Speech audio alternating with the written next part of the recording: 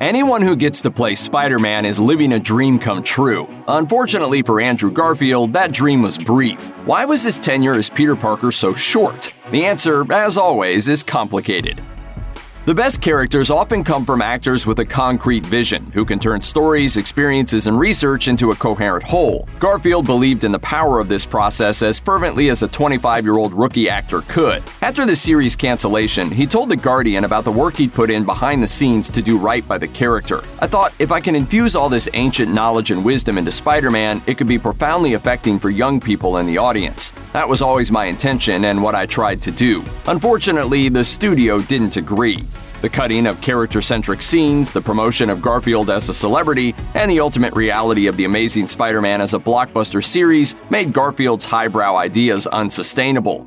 He has at least made peace with this rift, telling The Guardian in the same interview, "What I'll proudly say is that I didn't compromise who I was only ever myself." Andrew Garfield is an actor's actor, and that means he was never going to be satisfied working entirely in superhero blockbusters. Ever since Tom Holland took up the webbed suit to flip and quip his way through the MCU's sprawling saga, Garfield has devoted himself almost entirely to cerebral art house cinema. 2016 saw him take part in Martin Scorsese's Silence, in which he played a 17th century Jesuit priest. In 2017, he played a polio survivor in the biopic Breathe. Most recently, he starred in Under the Silver Lake, a neo-noir that takes his character across Los Angeles in pursuit of conspiracy. If the end of Spider-Man pushed Garfield into this kind of work, it's as much a blessing as it is a curse, and perhaps Garfield himself feels the same way. Peter Parker is a consummate nerd. In his debut in Amazing Fantasy number 15, he's bitten by a radioactive spider because he's visiting a lab after school. Peter Parker just loves science so dearly that he likes to spend his time discussing the finer points of atomic energy. Christianed Midtown High's only professional wallflower on the very first panel he ever appeared in, he's a geek before he ever gets the power to climb walls and swing across New York. Sure, the Amazing Spider-Man movies inform us of Peter's nerdery, but what we actually see looks very different.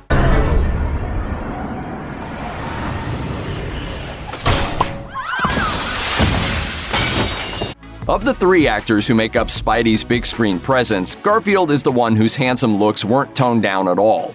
Garfield's Peter Parker skateboards and broods with a charisma that's entirely too cool. Maguire's Spidey loved to talk chemistry, and Holland's gets together with his best friend Ned to build Lego models of the Death Star. But you can't really picture Garfield's Spider-Man doing much in the geek arena beyond maybe playing the occasional round of Mortal Kombat. He's just too cool. And when it comes to Spider-Man, that's a fatal flaw. The MCU debuted in 2008 with the explosive arrival of Robert Downey Jr.'s Tony Stark and Iron Man. By 2012, Marvel Studios had pulled its team together in The Avengers, a blockbuster event that would usher in what we might just one day call the Marvel Age of movies. And oh yeah, Spider-Man was there too.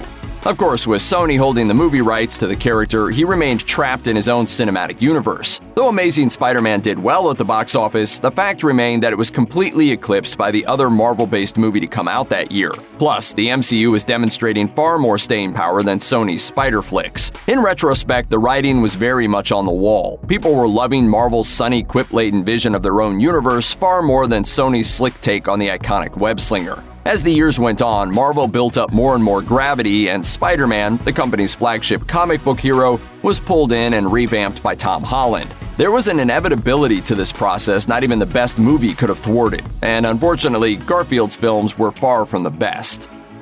Director Sam Raimi's spin on Spider-Man feels like ancient history now, but try not to let the memories of Tobey Maguire dancing in the jazz club cloud your mind just yet. Instead, remember Alfred Molino's trailblazing performance as a villain at war with himself. Remember Willem Dafoe's lunatic glee at being able to bombard Spider-Man with pumpkin-themed bombs.